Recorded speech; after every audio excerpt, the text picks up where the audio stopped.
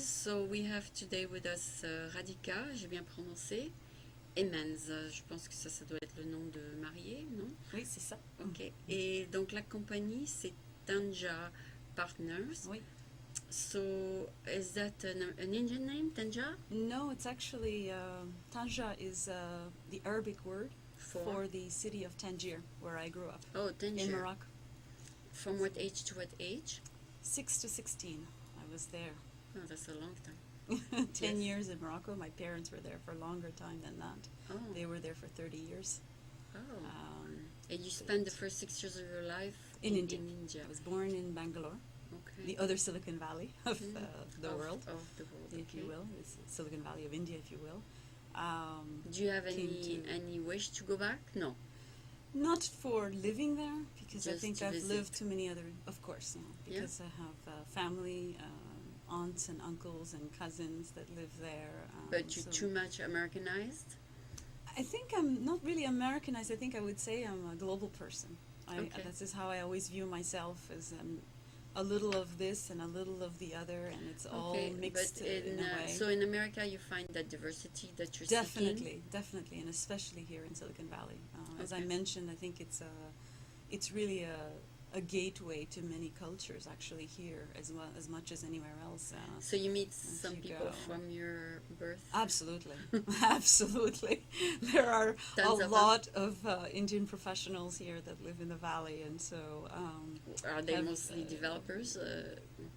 Engineers, doctors, lawyers, scientists. Really? Yes, of all kinds. They all come to America? I think, we all are transplants here. Yeah?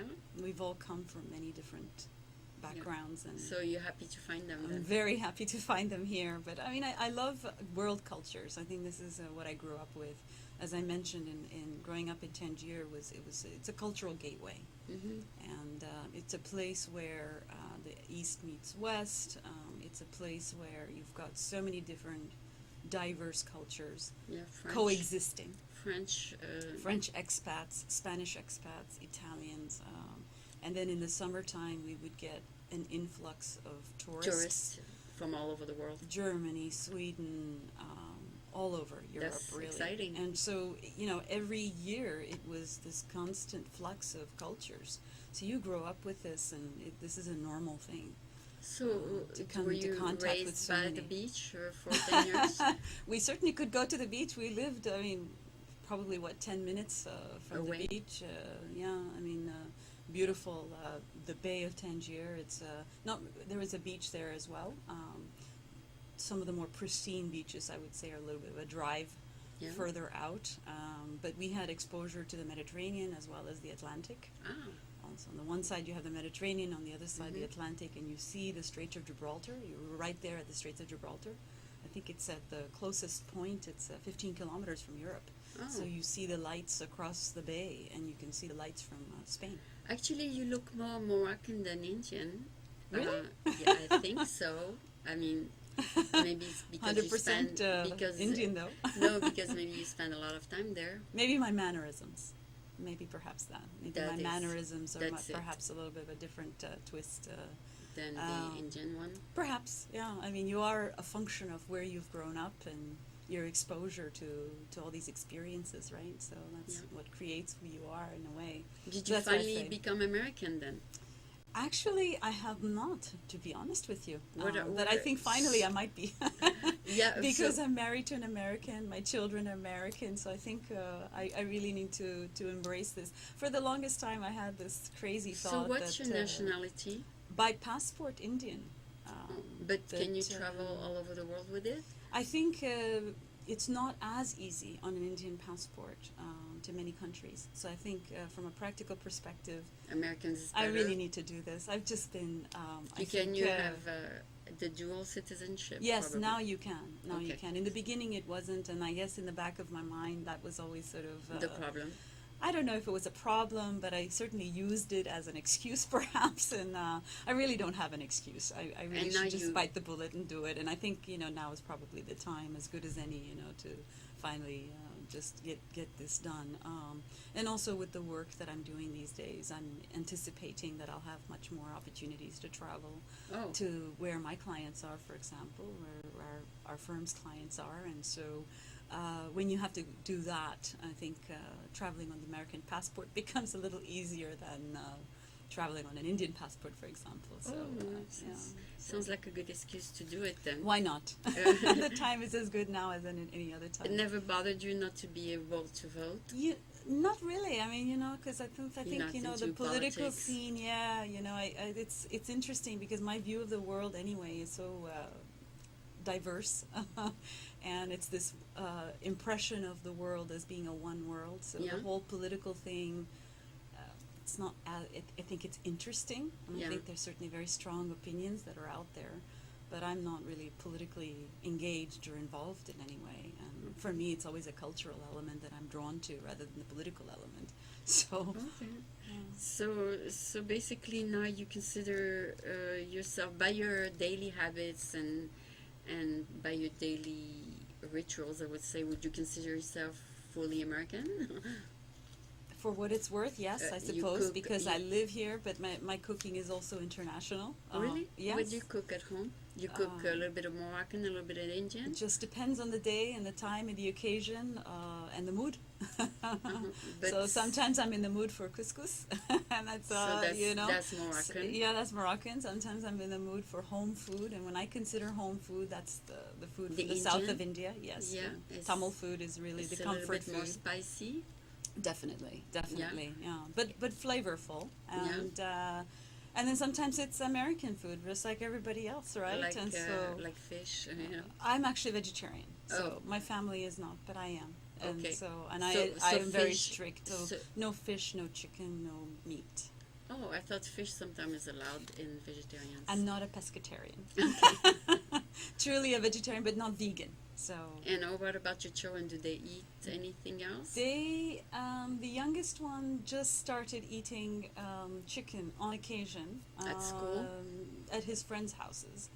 And I think a couple of other things as well. So he's now changing a little bit his dietary interests. And I have an older son as well, and he's been doing that since he was in his teens. So because they do what their friends do. I think eventually you just get, but for the longest time they were also vegetarian as well, and that's how I raised them. We raised them, I suppose. So it's up to them. And I was the one who was doing most of the cooking at the time. So because I'm vegetarian, I was always cooking. And that was not the problem with the American? No, I don't think so. No. My husband was also vegetarian for a long time, and then he switched back to eating a few things, but he adapted. I think we've always been very open-minded in our home. Yeah. It's a very open-minded mentality at home. So what you start out doing, it doesn't mean that that's fixed. Mm-hmm. Things can change, things can evolve, and part of that flexibility has to be there. Do you crave protein like almonds and things like that? Because you don't have meat protein, right? So do you crave... I think their vegetarian diet is very rich in proteins. Oh, okay. If you think of lentils and beans and... Oh, you can incorporate that, yes. Tofu as well. Okay. So depending on where you draw from... so if you crave protein, you can have that, yeah. Yeah, sure, absolutely. Absolutely. I mean, in India, we've lived all our lives for generations without anything else, or without knowing anything else. So I think it's a mentality. Yeah. So I think especially I find that Americans are quite open to having a vegetarian diet. For example, in Europe, I think a little less common. Okay. I think it's much more difficult to be a vegetarian in Europe than it is in the U.S. And California, certainly, we're in heaven here because the produce is fabulous. So you told me you network a lot. If you're invited to a dinner, you always tell them you're vegetarian? I do. I order something that I'm vegetarian, absolutely. Yeah, even if you're with a client and everything. Doesn't bother me and doesn't bother them, seems like. Yes. So they say, yeah, sure. It's part of the global mindset, isn't it? So I think I find my clients as well are that way. I think they also come with an open sense of what to expect. And sometimes it's an eye-opening experience for them. That's good too. Part of doing business globally is having that open mindset, I think. Yeah. Yeah. Do you do business also with companies that are already grown? I mean, already established. Yes. So a lot of the small to medium-sized enterprises, for example, are established businesses that are expanding in other areas of the world, but now are perhaps targeting the U.S. market, for example. Okay. And so those are great examples of companies that have been in existence, are profitable, and now they're interested in international expansion, if you will, and the U.S. market, because of the size of the market, how attractive it is for technology products. Since we have such a high adoption rate for new technology and all of this innovation that surrounds us, particularly here in Silicon Valley, I think we're very fortunate to live where we do. So a lot of the foreign companies are drawn to the potential of this market, the growth potential for their products in this market. So the name of your company doesn't reflect that you want to be international. It reflects that you want to be mostly for maybe North Africa. Not really. I think it's symbolic for me. It's more of a symbolism. It is because the location where I grew up was a gateway. Is a gateway. Oh, is that what it is? It's a global gateway. So for me, mentally, that's what it represents. Oh, okay. And so when I think about what it means to be a bridge across markets, for example, I always have that mental image of where I grew up. Oh, so everybody has the same question then. Yeah, I actually have a page on my website that talks about this. That says it? That talks about why this is why I decided to call it by this name and what it represents, because it is a cultural gateway and it's a world gateway, if you will. No worries. Okay, so but you it do definitely is it. a gateway. It is definitely a gateway, and visually too, because it's if you imagine where you are at, and you see Europe right across the bay, essentially, and you can see the lights across the bay from Spain, Tarifa. Oh, really? Yes, it's only 15 kilometers. Oh. Shortest point. Wow. And then you see the Mediterranean on one side, the Atlantic on the other, and the whole landscape and topography is this very unique point. Oh, okay. So you can look at a satellite image at one time. That's why Casablanca was a key area. Casablanca is further south. Okay. And it's the commercial city. Why is it the most known city? Because it's... probably Casablanca from Humphrey Bogart's movie, right? Oh, okay. It's very well known. Marrakesh, I think, these days is even very well known. It was not a strategic point, was it? Not at all. In fact, Tangier has always been a strategic point because it's at the Straits of Gibraltar, and so it always has been, even through the historical times, as a matter of fact. For the Phoenician and Carthaginian times. Tangier was the one. Tangier was a major port in the Phoenician routes. So when they traded, they had to go by there. So even now, you can go in the countryside, and there are there then. Well, you can see the ruins of from Phoenician times and Roman times. But how many millions in Tangier? Gosh, I don't know what the current population is. I should know these figures. It's big. It's big. Okay. It's not like it's a small place. But I don't know the current population. I'll look that up. It's probably doubled since you left. Probably, at least. Or tripled. At least. Life has its own way of just I know, because they have a young population over there. Yeah, definitely. It's a vibrant population. There's a lot that's happening there. It's a very interesting spot in the world. I'm very proud that we had this chance to experience. That's probably one of the spots you would love to go in the summer. I would love it anytime, even the winter, because the winter is actually pretty mild. It's a lot like California weather. Oh, okay. I think by latitude we're not that far off from where we are in California. Oh. So the weather is very comparable to California weather, temperate climate, especially in the Mediterranean. The deeper south you go in Morocco, more desert-like conditions. Mm-hmm. Quite varied topography. You have everything from beach to mountains to a desert. Quite similar to California, even in that sense. Maybe that's why I felt very much at home here. Are you very close to the North African culture? What do you mean by close? Close. I mean, do you understand their way of thinking the most? I wouldn't say the most, but certainly I have an affinity for that. Because it's way of thought. Years of your growing. formative years, yeah, right? formative and years. So these were very important years, and so absolutely it's left that indelible mark on who I am as a person. Not exclusively, perhaps. Very warm people, right? Very warm people. Moroccans are extremely hospitable. It's not uncommon for them to ask you to visit their homes. Yeah? Yeah, I mean, just if they've just met you, oh, come, you know, and it's just the way it is. But now you're an American, you say call first, right? The Americans don't want you to show up in at India, your door. it's very hospitable in the same way. Oftentimes people just show up at your doorstep. But America is a no-no. No, in America it's a different way of communicating. Not only a different protocol. Not only do you have to call, but you have to make an appointment. Well, and this is part of the whole doing business globally, is that a lot of the times when you're working with companies from elsewhere, you're educating them not just about marketing and business strategy. You're educating them about cultural best practices, right? Yeah, they might not know that. Exactly, right? You know, what's considered the norm and best practices here in this culture, and what works, what doesn't, the way in which business is conducted, the pace might be different, the attitudes might be different. So this is a very interesting space that we're in, those of us who work in this Americans, space. Americans, even though they are from other countries, they put a space. I mean, a little...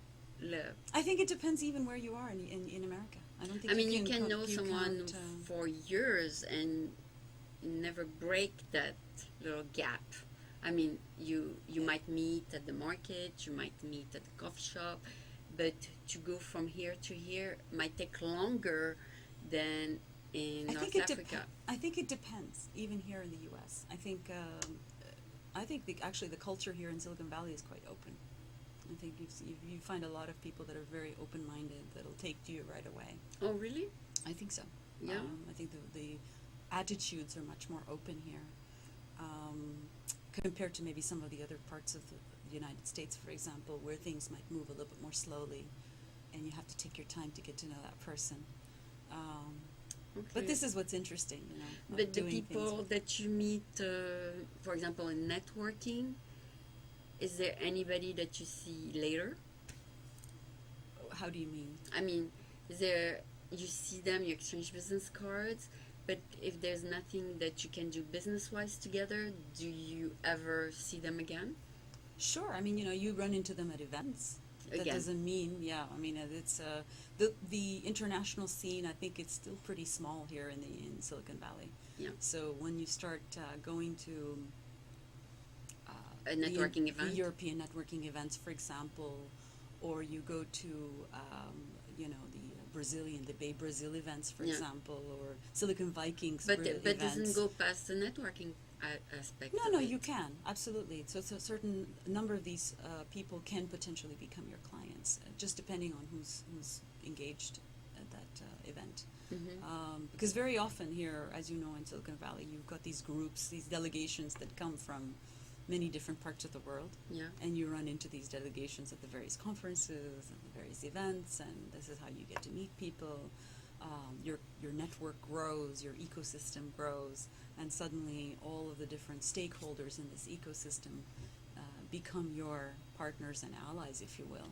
Mm-hmm. So this is how you're able to attract the right kind of business and the right kind of visibility to what you do. Okay. So it looks like what you're doing is exciting. And I love it. I wouldn't trade it for a heartbeat. Oh, really? You like? Okay. Definitely. So I'm glad you picked your passion as a business. I think that was really key. That was the idea. That was the idea. Okay. So thank you so much for being with us today. Thank you so much, Aline. It was a great pleasure. I enjoyed talking to you also. Likewise. Okay. Thank you very much. Thank you.